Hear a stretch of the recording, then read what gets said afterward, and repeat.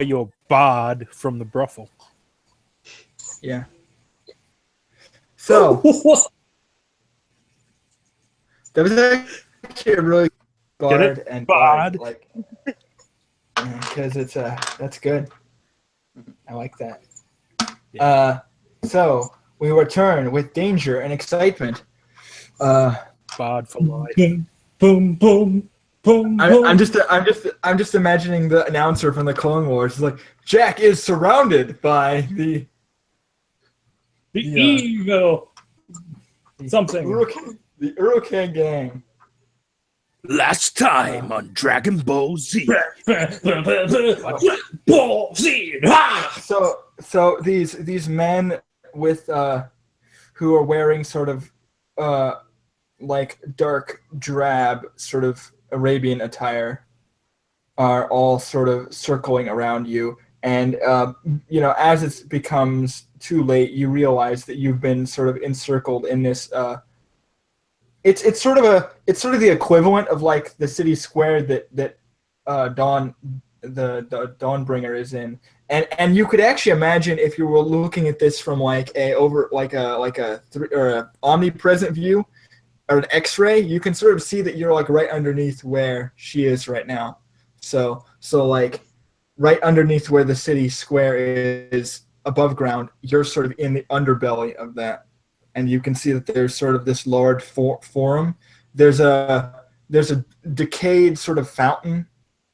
It's in the middle of the square that might have at one point actually produced water for the people within the city, but now it's sort of old and crumbled and dried up, and it only has sort of it only produces dust instead of water.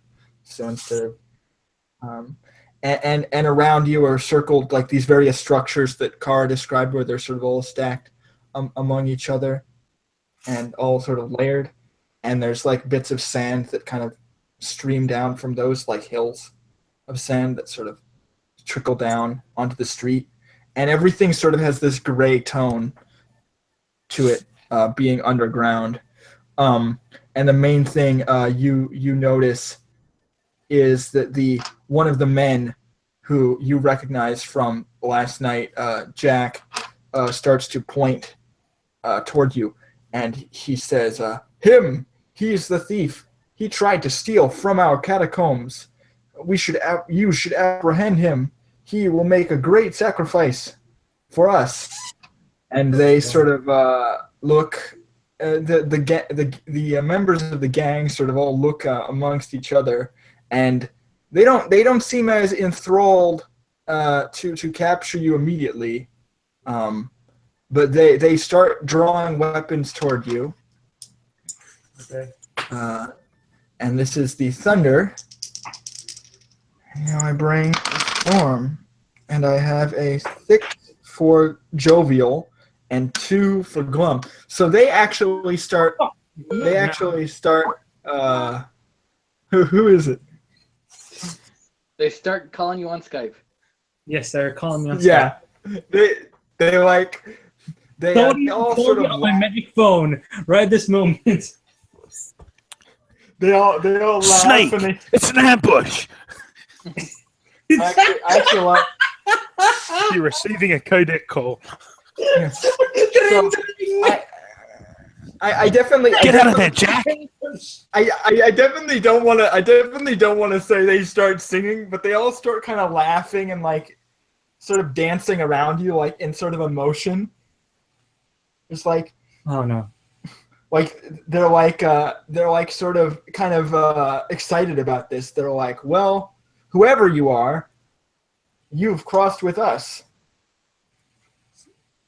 And they start, sort of like they're kind of merry about it, how they're kind of dancing toward you with swords. Like they're doing sort of like this, and they're like, ooh, doo, and and there's this sort of music you can imagine kind of playing in the background as they sort of move in a rhythm towards you. Okay. Can I roll? And this circle I know where we are. that they're in, We're sort of wandering enclosing onto you the set of a new Disney flick. like a snake. It starts coiling around you, and that's What? the The circle? situation that you're in. The circle? You're surrounded. So basically, like a snake, the circle is sort of coiling around you, and your space to move is becoming more and more limited as they sort of start kind of enclosing, and you become more and more sort of claustrophobic as time continues, as they edge toward you. They're not rushing to kill you or take you capture immediately. They're sort of enjoying the moment and like hyenas. and moving towards you in this they're toying with you clearly, and so I will give you the dice, Okay. and as I do so, okay, so you're just gonna roll, okay, but I sort of did describe like they are kind of coming closer, so you can roll, sure. Yeah, you told me Arizan needs to know. Jeez. Meanwhile, just keep in mind, Ishtak and Lilip, you are in the background, so you can do whatever you wish. If nothing is happening. Multiple orgasms right now. Good. Good to know. Oh, Important. Meanwhile, Ishtak is sort of still exploring these ruins. So that's what you're doing when you're in the when you're in the bar. You're hanging out with your girlfriend and doing your thing. Mm-hmm. Okay. I'm not sure if that's slipping and struggling. I mean, it's sort of rough in a way, but I'm not even going to get into that. So Trust we'll me, move I'm to- struggling. Okay. Yeah. Okay. I just need to make sure. Ishtak in the background is still looking for Jack, and he hears this, the way he'd describe it is this unsettling, ghostly singing from the shadows of these ruins. Mm-hmm. Mm-hmm.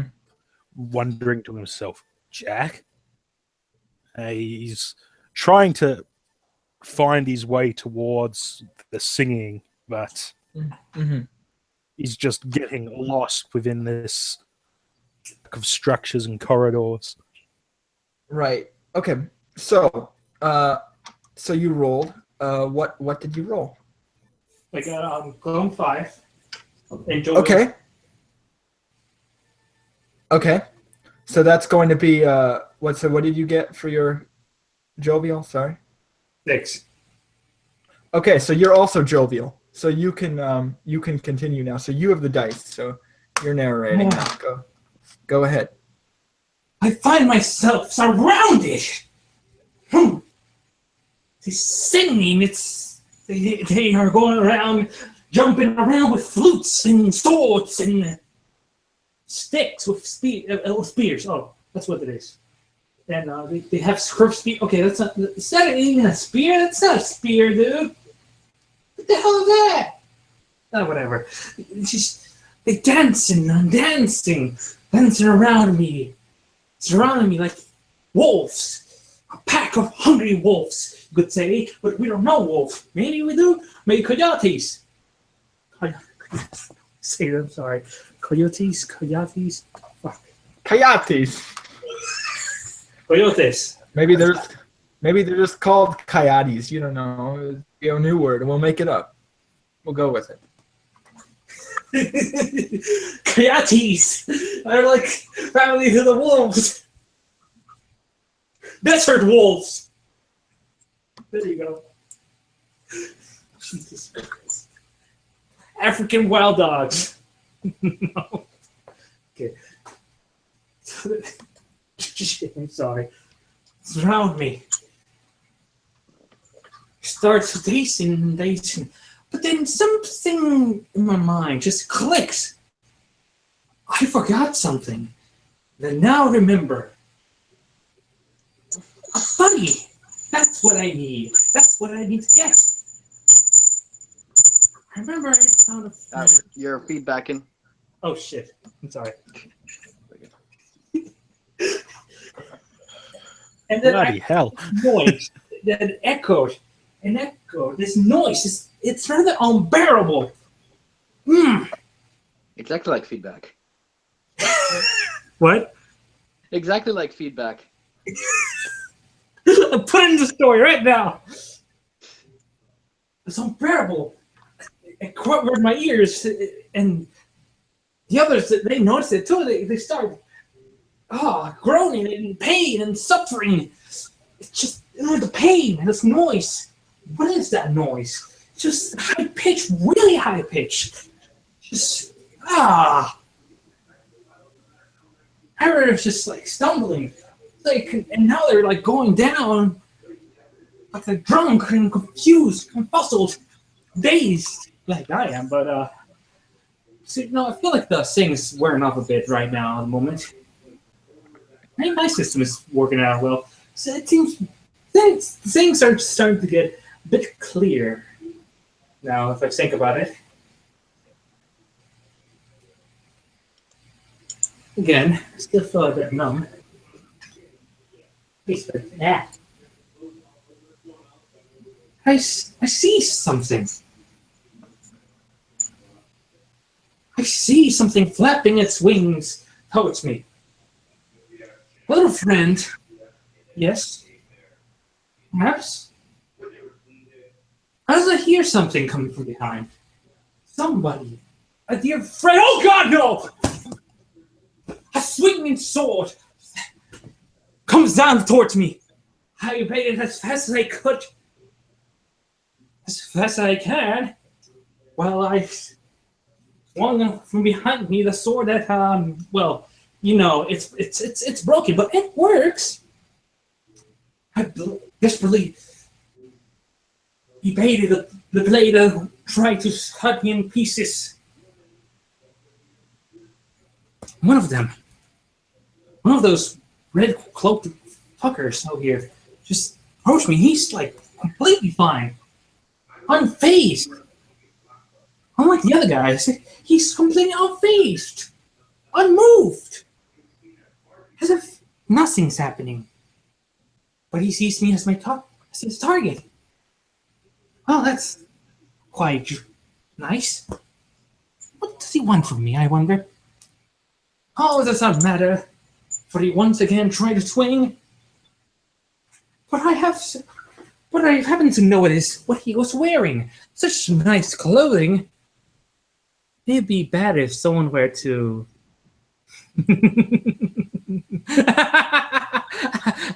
Nobody cares. If someone were to set it ablaze. Fotya! I scream out. And he was set ablaze. But he kept on moving.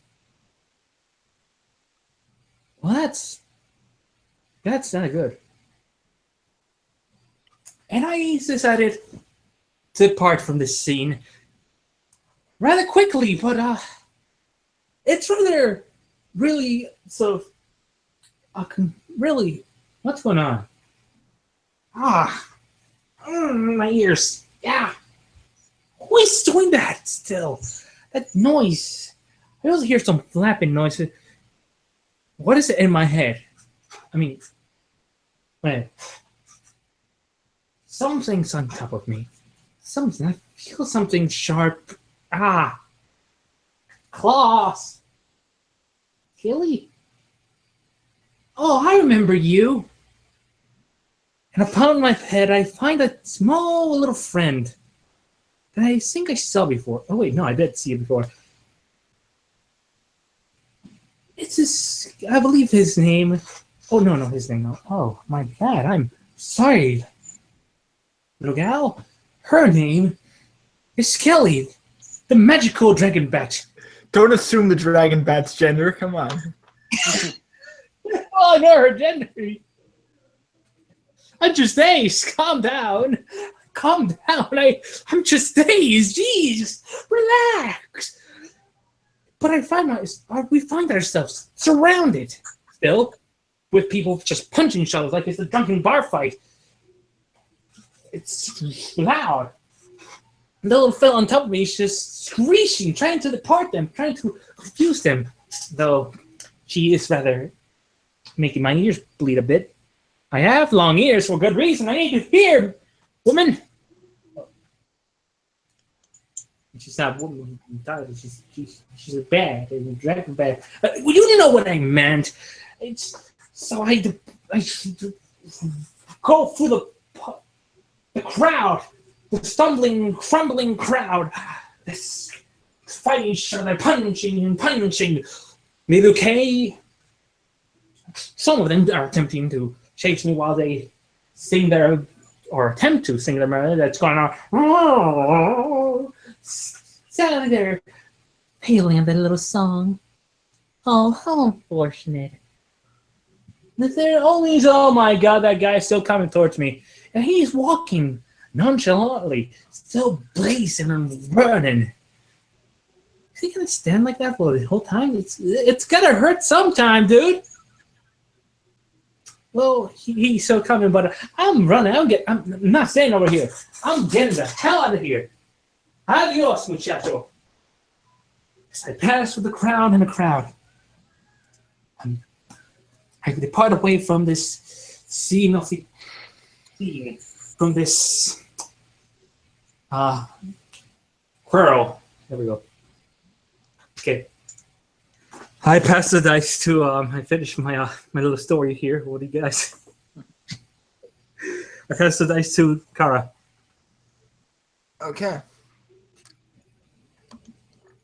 So, these thieves and brigands, they're chasing toward the both of you at this point, because Ishchak sort of gets caught up because Jack runs toward the direction where you're looking for him. So for a moment, you sort of boof into each other, look towards each other, and then, behind you is this group of thieves who are sort of all tugging each other, pushing, punching, pulling, as they're trying to make their way in a swarm toward you. Some of them have weapons. They're moving forward with swords, and they're singing and laughing and chortling and screaming and punching and kicking and this. And you see a man on fire, sort of standing in the distance, the blaze sort of illuminating in the dark catacomb,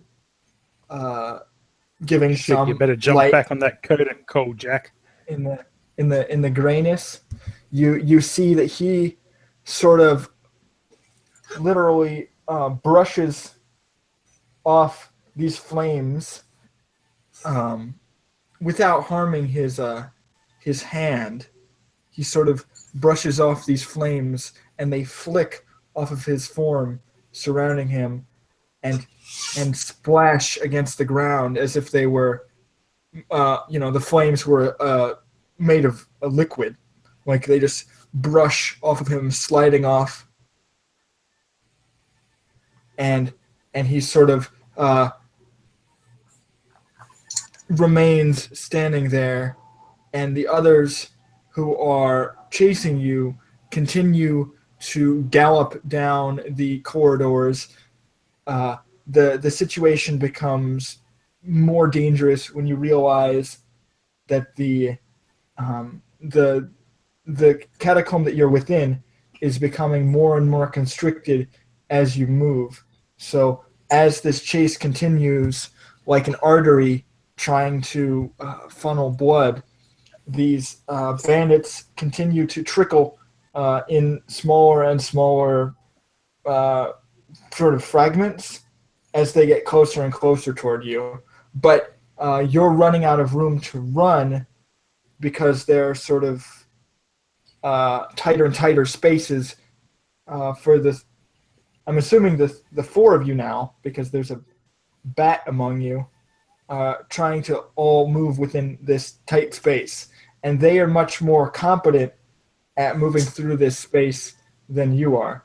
So they're sort of sticking to the walls, and they're trying to slip past you, almost like they're trying to cut you off.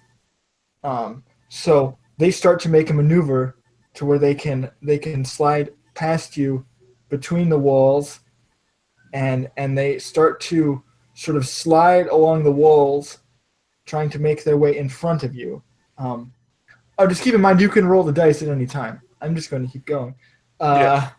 And they sort of eventually make their way around you, and you're not necessarily as surrounded this time, but the path behind you is almost completely blocked by the sort of, as I said, it's sort of like an artery. So they've sort of blocked the path behind you, and these two sort of rogues are now standing in front of your rogues with swords drawn, threatening to cut you as you sort of start running towards them. And they start making... okay, so you're going to roll now. Okay, good. Yep. Cool. We'll roll now. Go ahead. Hey, I got a 1 on the jovial and 3 on the glum. Okay, Oh, so that's going to be a moral for you as well. Please don't have the moral be Hooray! do not run into a sword. That would be a great moral. At this,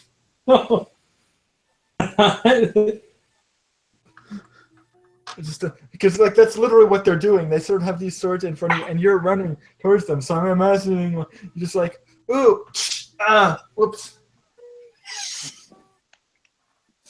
That just happened yet?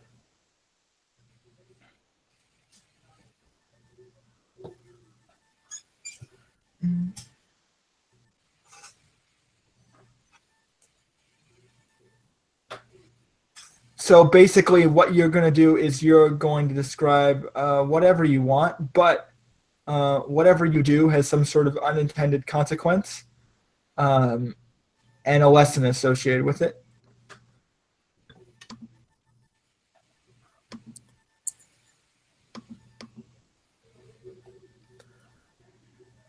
Okay.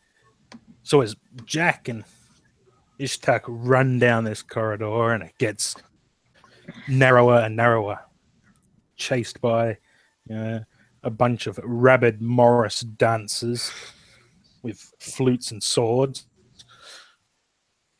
and cut off at the pass.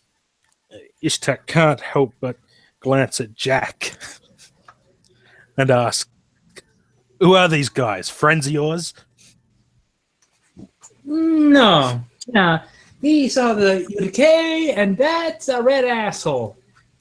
Who might be part of the Red Goddess gang or whatever the hell they are. That's great. I'm happy to meet a new red asshole. Between red assholes and random dudes pulling me into trap doors, I don't know what the bloody hell's going on here. So, as the fellows get in front of Ishtak and Jack, Ishtak tries to draw his sword, but he's a fan of swords, claymores, bastard swords, whatnot, and he's finding that his sword is just too big to swing in this tight, narrow corridor. Shit. Should have got a short sword or something. Jack, what do you have? Well, I have this sword. It's broken in the middle, but it's still sharp. That's not a sword, it's a toothpick. So,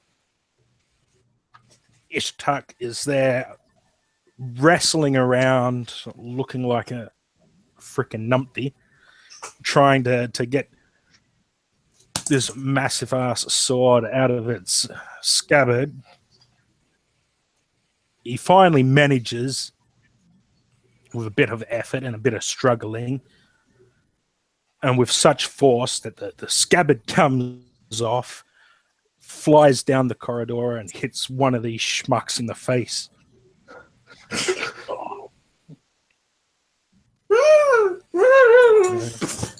Ishtak It's the flute has guy. this- He gets falls down.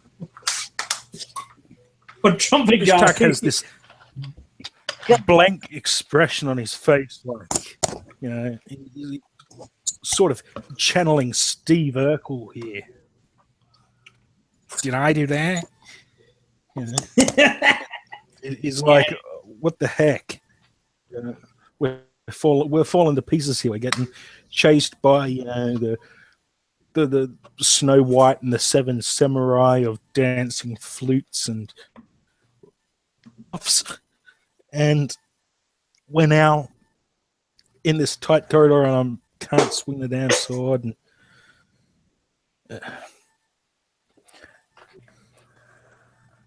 so he's there. He's trying to squeeze past Jack, who's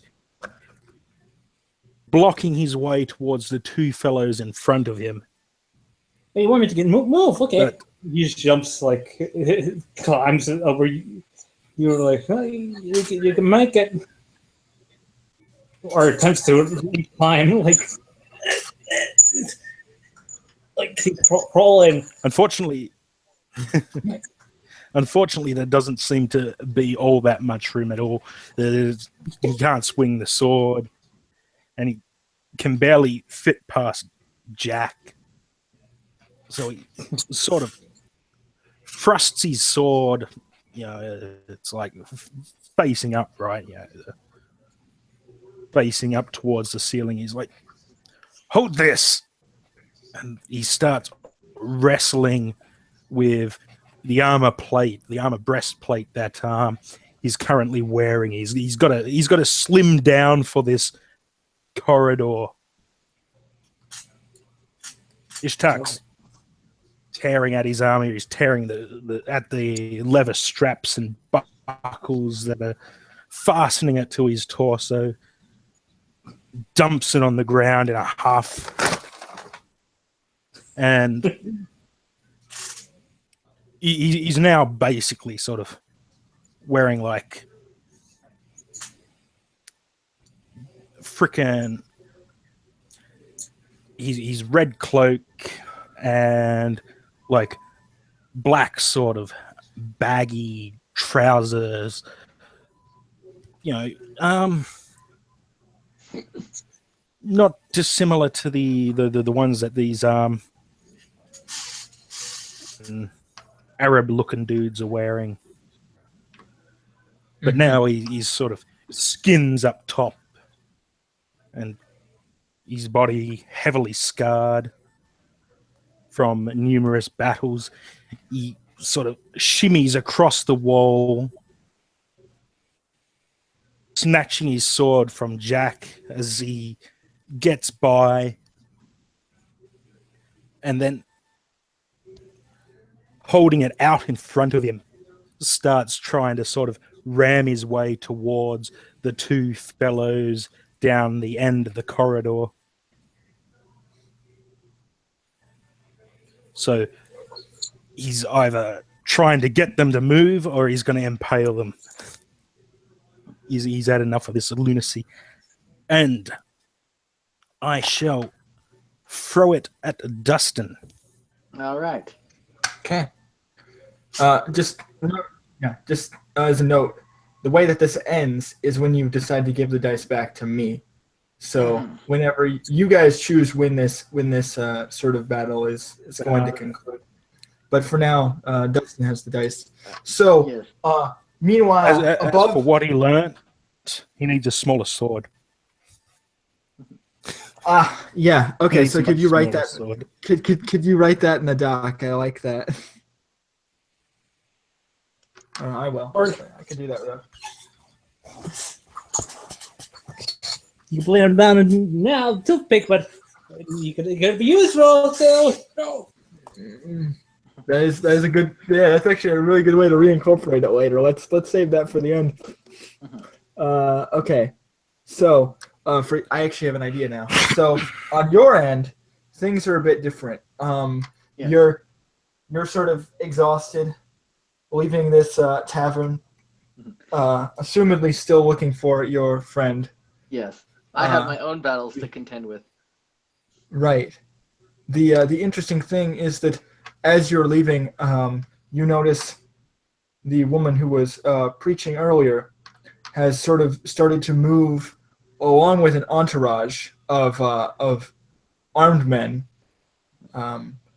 They aren't city guard, as you can see. They're wearing more open sort of air clothes. They're not wearing armor. But that woman who was protesting earlier, she seems to be moving along with a large or a small sort of gathering of other people surrounding her, sort of like she's clearly being guarded or protected by these armed men, and she is actually seems fairly flustered. You don't actually even need to focus to pick up the fact that she is speaking loudly about some sort of disturbance, that there are intruders in the Undercity, and we must greet them, etc., etc. They have found our hideout. You can hear them sort of saying those sorts of things. And as they move through the streets, people are moving out of their way. There are threats, verbal sort of threats. One of them spits toward you in your direction, not intentionally, but it seems just sort of as a bit of an accident. And from there, things will continue to get worse because the actual woman seems to be frantically sort of searching around for, she says, a passageway of some kind. So she ducks through an alleyway along with these men as they all sort of try to squeeze into a tight space and look for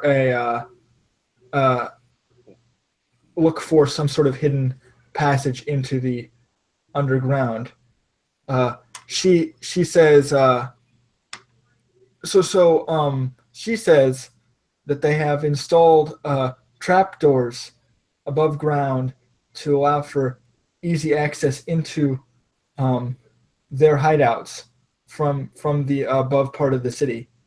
And she says that there is one down this street, and she's trying to guide them in that direction. And you are very quickly losing them as they rapidly make their way through these tight, winding streets of the city. There are other people sort of all in a panic, trying to figure out who they were, what they want, and what they're doing. The guards don't seem to have taken notice immediately. There are some that might be... I'm going to roll my dice now. Okay, cool. Okay. That's 3 for Jovial and 5 for Gloom. Okay, so that's a glum scene. All right. All right. Okay, so it seems that the Red Goddess's minions are plotting something to do with the underground. I am quick on their trail, though it's hard to keep track of them with everything going on and all the people scurrying around. I'm only able to keep a small track of them every now and then, kind of find them, lose them, find them again, type thing. Mm-hmm. And eventually I just lose them altogether. So in an alley. There seems to be no way they could have gone, and though from what I heard that there's trapdoors somewhere in the city, so I'm checking out the area and trying to find the entrance to the trapdoor.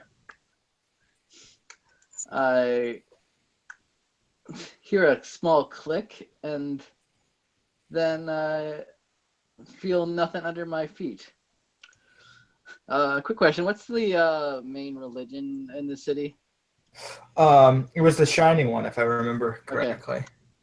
Oh, shining one, fuck me, as I fall through the ground, everything going darker and darker. I land on something not a little softer than the hard ground, but still very uncomfortable. I groan, and I hear something under me, and as I realize I've fallen on the priestess who was talking. And I curse a bit, taking a knife and quickly stabbing into her, dragging my blade down, spraying blood all over myself as I try to get up to my feet and run to hopefully where the others are going to be.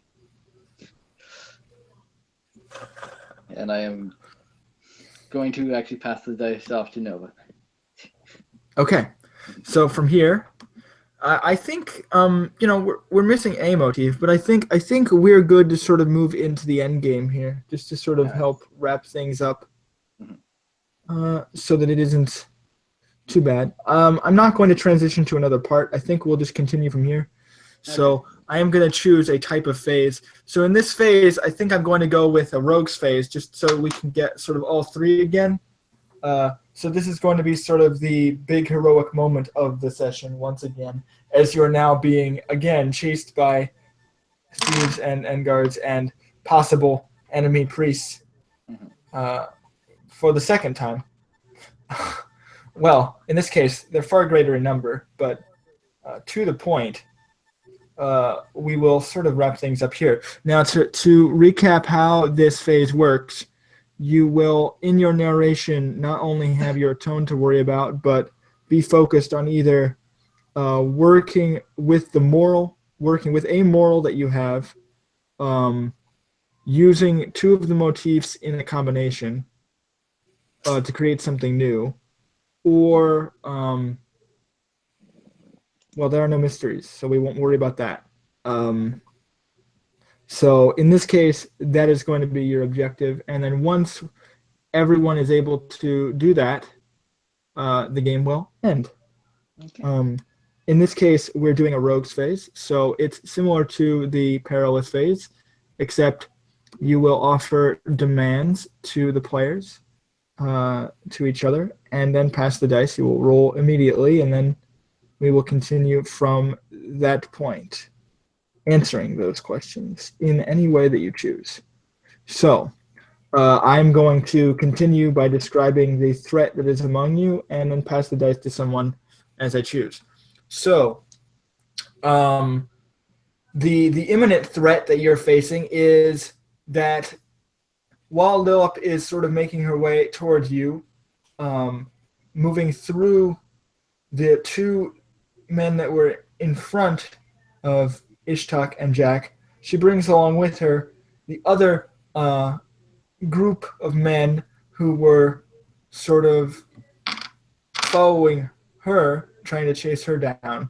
So now you have two groups on either side, and a very frustrated, flaming priest hanging in the background, just sort of glaring and observing the situation. And that is the real danger. From here, I will roll for the overtone. And I have a jovial tone. So things are still very upbeat and exciting. Very good. And as well, it's 3 and a 4. But I don't necessarily need to use any morals. So I'm fine. Oh, 4 makes it not a moral. So that's not a big deal. I will pass to Jack first. And I will make a demand of you. So, tell me how you come into conflict with this mysterious priest.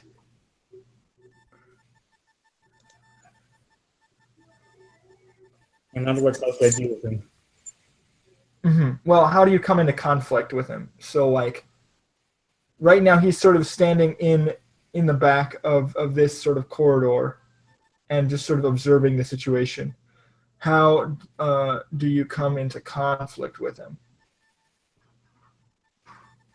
How do I run into him pretty much like, oh shit, you.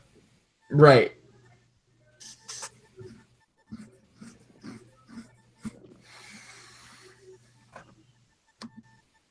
Alright.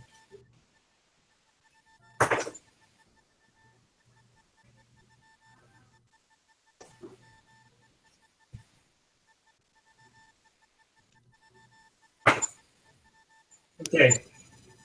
6 Gloom, 4 Jovial. Okay. So a glum scene. Go ahead. Okay. I see it. The flames. They approach ever so slowly.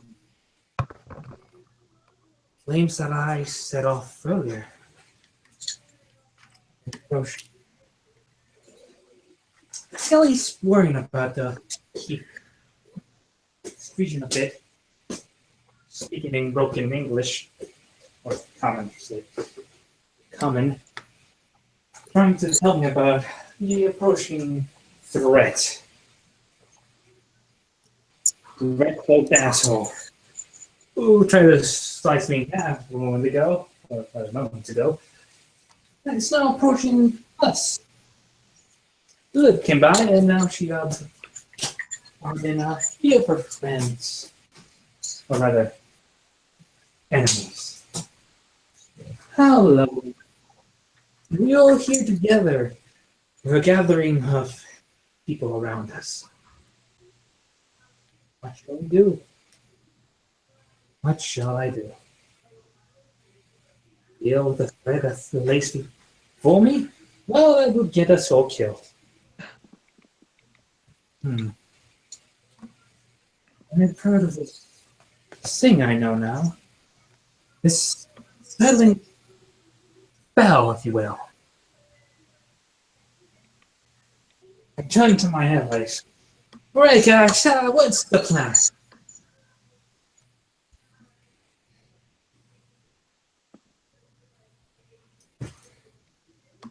Are you asking? Yes. Yes,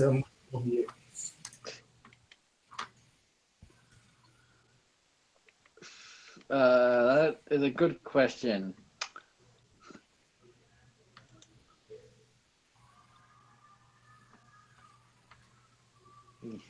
You guys don't have any plans? Real heroes don't need plans. Sure, that. I had to. I'm sorry. That one was too perfect. Perfect. 2 in time. That line was just too perfect. Here's some Give me plans. something Real else. heroes Ishtak don't need plans. grumbles. Ishtak grumbles, and he proceeds to sort of struggle his way down the tight corridor, trying to force the two fellows in front of him backwards. And he calls over his shoulder as he does so. Here's a plan. How about you use that toothpick of yours? I don't know. I have a better plan. Consider what's around it. I look down upon my sword. I whisper to myself, Mimities. And before I go on, I want to ask specifically about the motifs. How do I incorporate especially the motif? So you would pick 2 of them and then combine them in a way that creates something different. So And suddenly, I'm over here. No, I'm over there. No, or here or I love there. the. Yeah, I love actually taking the "you're gone" and then. So which two are you working with? That would help. I'm over here and over there. I actually definitely Come on. like. And we're all saying out loud.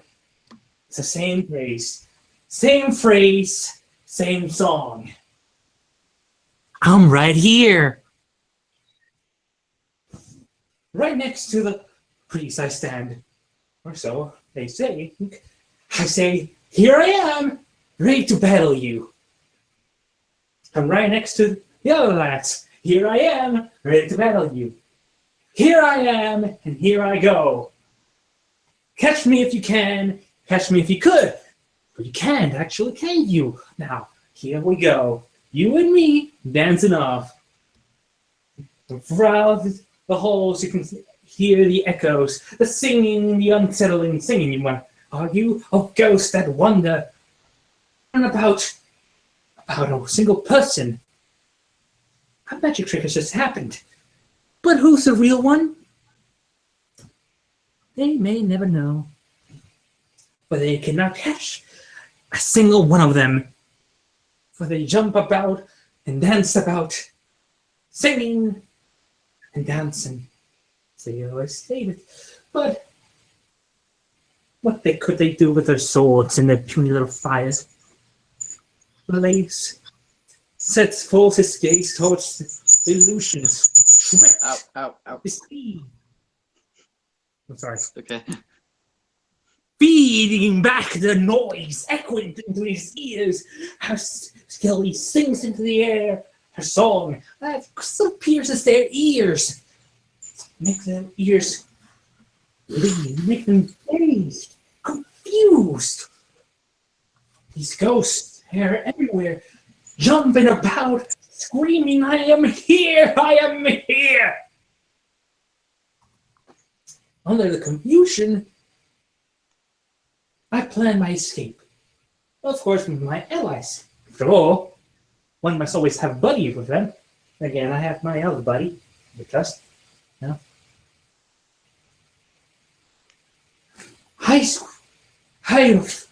From my tongue, the code flips out. A code that only those who know me well will know. Kalophilos. And that we crawl out of the danger zone. The dangerous zone. As far as we can. Though there are those who have noticed us. They're attempting to chase us. There are also those who have appeared before us. With some sort of thing around their ears. Another man. Crooked man. With a tail sticking. Oh, it's him! It's Al. There he is, with the black-nosed man, the black fur, with the ears sticking out. Oh, there. Always with his hunched back. Sorry. I was trying to find the word. But a couple of other two fellas there with some things for ears. It's a nice gift for us. But they notice the danger that approaches. They lead us. But shall we go? Together? I would suggest so. And tell them, yes. We can go here. We are in a sort of a scuffle. Yeah, we may or may not survive. I'm giving you this one chance to escape. Once again, because we are outnumbered, so I pass the die to Tara. Okay, what are you demanding of them?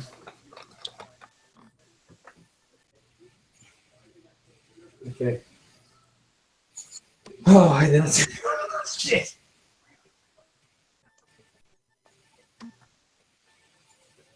If you make a demand of them, and then they get the dice. That's how it works.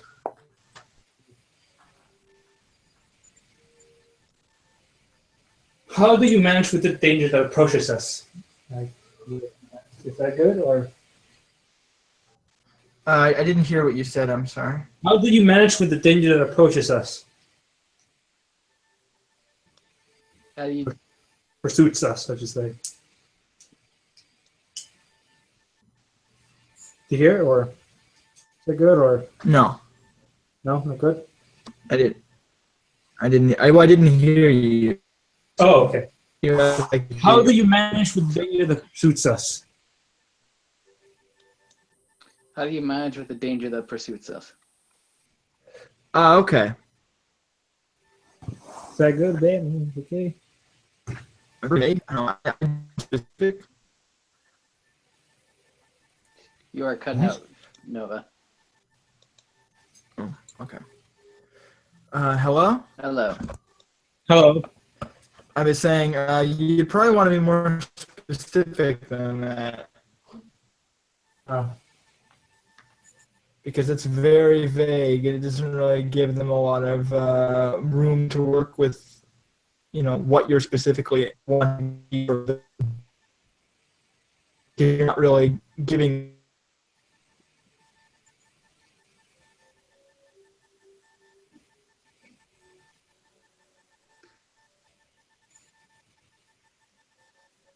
Yeah.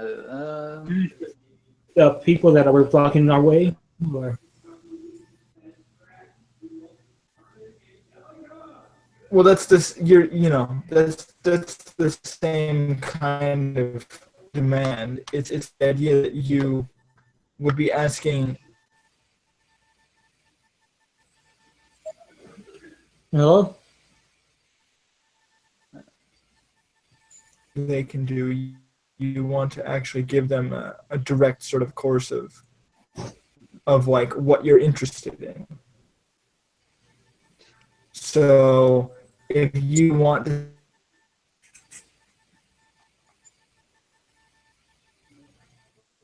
gang members, then that's what you would demand. It's more like you would specify like what you're interested in seeing. That's sort of the idea. So if you're how do you drop your sword in this fight? this specific.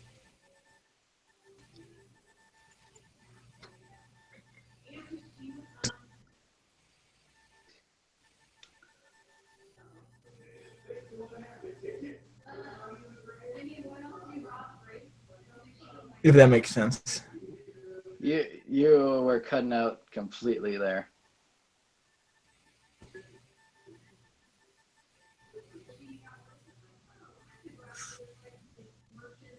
Huh? Sorry. You I think everyone. you completely cut out there.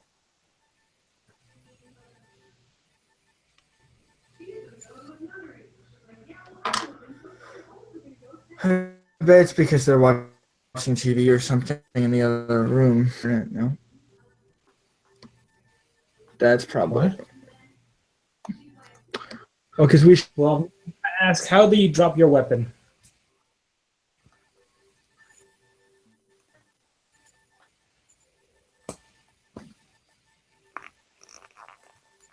Where's that not? Hello? Hello. Hello? Okay, so what were you saying? I'm trying to lower my bandwidth. How do you drop your weapon? I said. Or asked. Is that good or?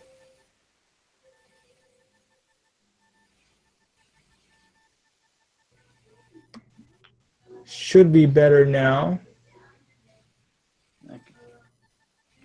So Carl, what were you saying? Something different? He was saying his demand was, how do you drop your weapon?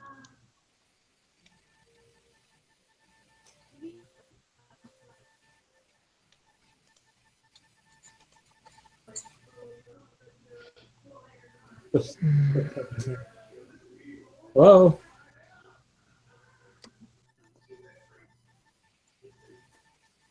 I hate it. Literally everyone's cutting out for me. This is great. Okay, just end the call and pick it up. Hmm. Sorry, audience. We're having technical difficulties. We'll be right back with more. Oh, well, now I heard Maybe. that. Sorry. What were Hello? Me you're looking for.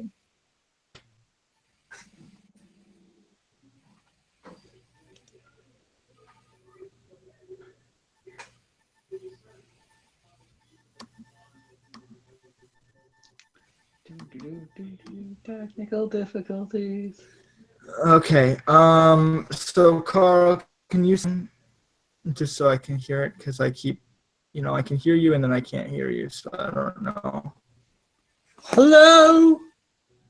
Is it Maybe if me? you type it. Oh, Yeah, I heard that. I the weapon. So. If you typed it, that'd probably be easier, I think, at this point. Okay. How do you? Okay. Okay. So we're asking Ishtak, how do you drop your weapon? All right. Fair. So it's a valid one. Okey-doke. So you can either use the moral or use your choice. So what? It's either one moral or two motifs. Yeah, either or. But you don't need to use.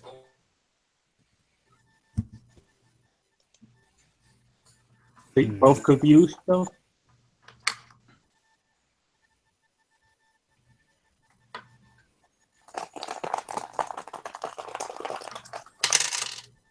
I am curious. Okay. Roll. I got 3 for glum, 5 for jovial. Okay, so it seems more to me that this is more comedic than anything, ridiculously depressing. Oh boy.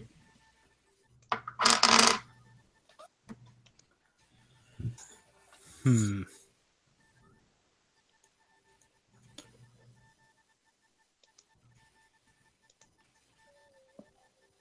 Just got to figure out what But motif this- I'm going with. Yeah, but this definitely works with the more you need a smaller sword because if you end up losing your weapon in this kind of situation, then that definitely proves that moral is true or reinforces it. Or let me see what it says about morals again. I think it says you either show that you haven't learned the lesson, that you learned your lesson, or yeah. So I like the idea that you maybe either realize that this is ineffective, or you could choose a motif instead. But either one works.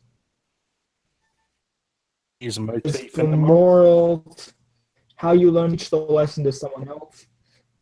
So the one moral that you have left is the one where you need a, or you could choose two of the motifs. But for a moral, you either show how you learn the lesson, or how you will. Any of those can be applicable, really, in the sense that you.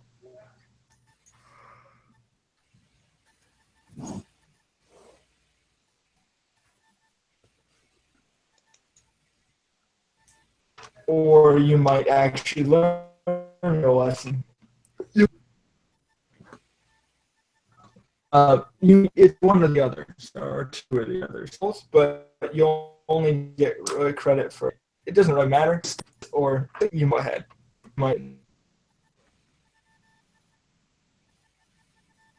It's not.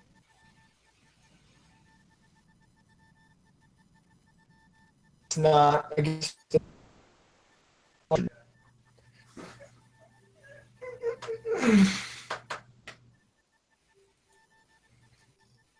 You keep breaking out, dude. Oh. I was saying, yeah, you can. It's not against the rules.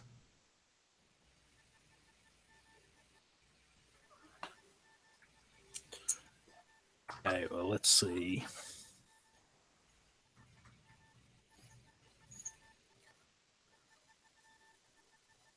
So Ishtak is forcing his way down the corridor towards the two dudes. And now, what is there? Priests behind them as well? There, you know that there is one of them behind you, yeah.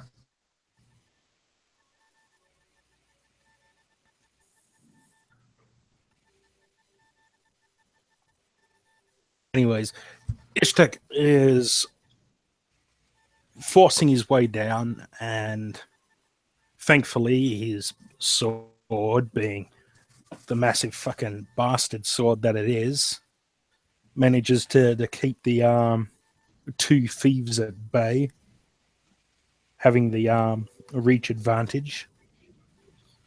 So they're being forced back because of this. But as they're going back, it tightens a little more, and slipping on some loose stones on the ground, Ishtak sort of stumbles a bit, and his sword gets wedged lengthways across the passage itself. And he's there, he's like, oh, come on! He's there, starts yanking and pulling and yanking. But it's like he can't get it wedged back out and upright again. So it's sort of almost like bracing between these two walls on either side.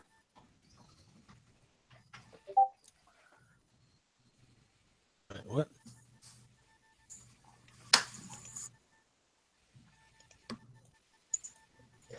Right, it's just making Um, a general announcement. The next time I run a game, I want to be at my house bad.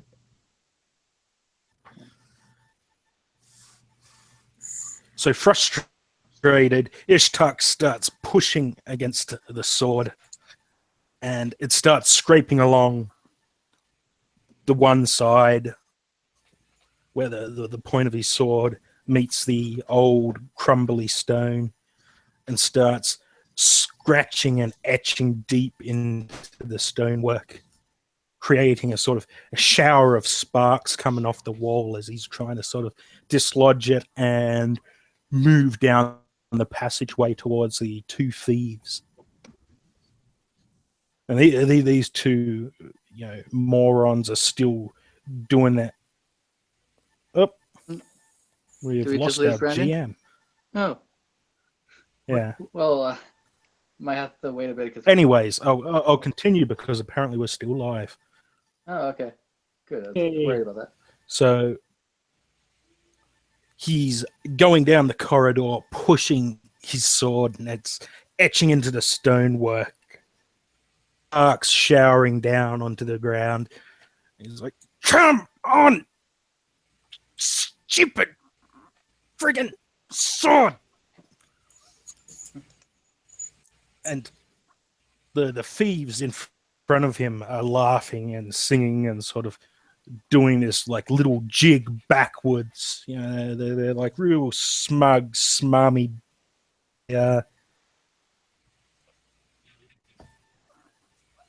And giving another really good shove, he starts, finding that the sword is coming loose, or it feels like it's coming loose. Pull it out. It's gliding through the crumbling stone, but he can't dislodge it. So he's pushing the blade towards him, kind of like an Indiana Jones blade trap or a horizontal guillotine. Thieves, they're like, oh shit. They start to run the other way as Ishtak gets this head of steam up, and he's there pushing against the sword, the sparks coming down, tearing into the side of this the stone passage. He sort of gets up a decent jog when it becomes lodged again. Come on! He starts pushing, and he pushes and he pushes, and then the blade itself ends up snapping in the middle. He ends up falling face forward, and the two halves of his sword come down on either side. Clank, clank. He's sort of looking around. He's like, I'm going to kill that merchant. He had previously gotten this sword from some shifty traveling merchant that claimed it was an authentic that was owned by a mythic king named Imeron. And behind that, the merchant swore that this very sword, could cleave through mountains and the heavens itself. And yet now they're laying either side of Ishtar, broken in two. Thumping his fist against the ground, he pushes himself up onto his feet and is about to say something, something very crass, when suddenly the walls on either side of him sort of crumble through, revealing two new passageways on either side of them. And he kind of glances to his left and then glances to the right. And he's like, okay, we have a way out. He talks to Lilla and Jack. And picking up half of his broken sword, the pointy bit, though every little bit's pointy now, he's like, well, it can't cleave through mountains, but it cleaves through the wall. He ducks through down the right-hand passage that opened up, not knowing whether it had lead somewhere or just lead to a dead end, but it seems to have opened up, parts of this ancient city that had been walled over, apparently. And now I will hand the dice over to Dustin. All right. And I will demand of you, as we make our escape down these new corridors, what are you going to do to prevent these, hordes of assholes, scum, and villainy from pursuing us? All right. Is that okay with Mr. GM? Oh, I was going to say that I can't hear a lot of what's going on, so I'm probably going to just we can continue another time, but I'm just going to probably do the next session when I have better internet, because right now I can't actually hear anything that's happening. All right. Oh, the only reason we're continuing is because we're still live. Oh, right. No, I'm saying that, like, it'd be easier for me to run things if I could hear, so I'm going to probably wait until I get back home. Okay. Over the summer, because it's not that far away now. And then once I'm there, my internet's going to be a lot more stable. It'll be a lot easier for me to do stuff. Well, we're almost. But right now, I can just continue what we've been doing, or. Well, I can't hear you, so it's not going to help. Really, that's my point. What, you can't hear us right now? Yeah. The funny thing is, now I that you can. turned off your webcam. Well, we can I tried that. hear you. Yeah, I mean, I was trying a whole bunch of things. I don't know what's causing the issues, but probably a bandwidth issue. You were mentioning before that yeah, I was trying to TV load was it. being watched. Is that like internet TV or Netflix or something? Yeah. So I think that I don't know what they were doing, but it's we all have to share the internet, so it's getting kind of bad. But I tried to shut off the webcam, see if that would help. I guess it did. So yeah, I'll let you finish. Yeah, sure. All right. Go ahead. Okay, so how do I prevent people from following us? Okay. That is a good question. All right. First of all, I actually got a bit of a plan, so. Okay. Well, you roll first, so Oh yes, I should roll first. we'll see if you actually stymie, because that could be bad. 4 for Jovial and 5 for Glum. Okay, so no, you're all right. So a glum scene, but you do you can describe how you do that. All right, so let me just mark off what I'm using, Yep. and that one. Okay. So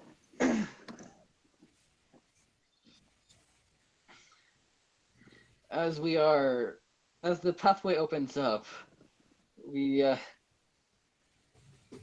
still have the problem of all these thieves and people who follow the Red Goddess and of the Burning Man now.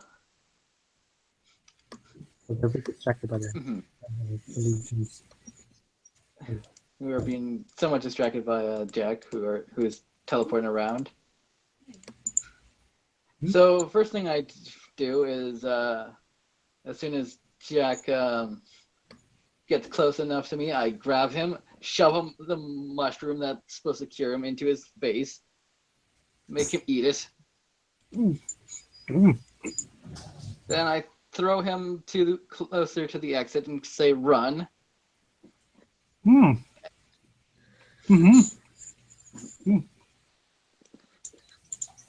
I will catch up in a second. Then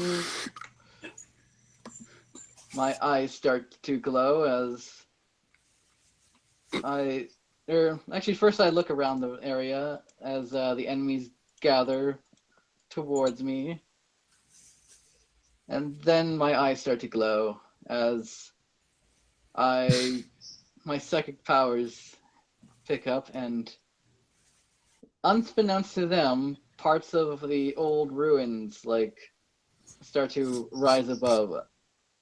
Actually, a bell, is the main thing that is lifted up. Right, like an actual. Okay. Yeah. And as they get closer and closer to me, I levitate the bell over us and wait for the perfect moment before dropping it, ducking down so that I will be in the center of the hole, and my enemies be crushed under the brass instrument that I've dropped on them, crushing their bones and blood squirting everywhere.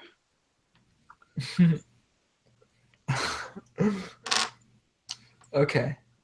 That's actually pretty badass. So like you're literally rising part of the city, and then there's this, bell that kind of, is plucked from some part of the wall, and then you just literally start dropping it. Yeah. Okay. That's pretty neat. All right.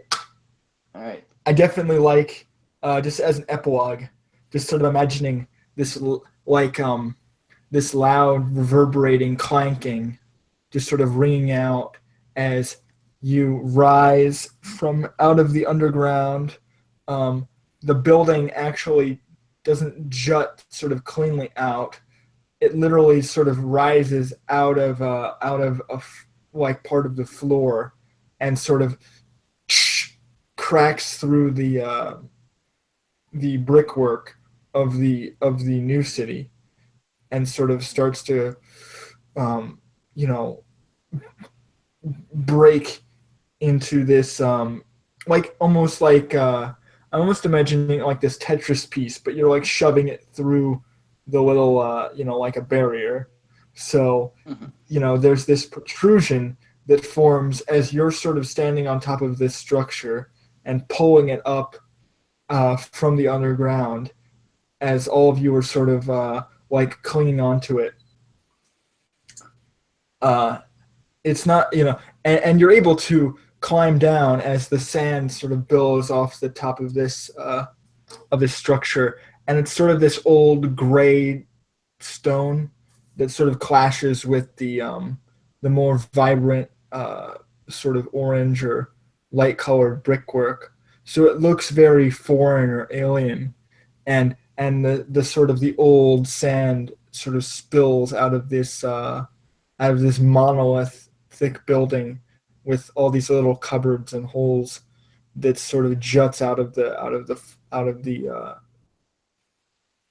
floor of the city, of the road rather. There are sort of vehicles and people that are sort of stopped in their tracks as this giant sort of gray monolith rises out of the ground, and your entire group is sort of climbing down off of it, and that's sort of where things end for now.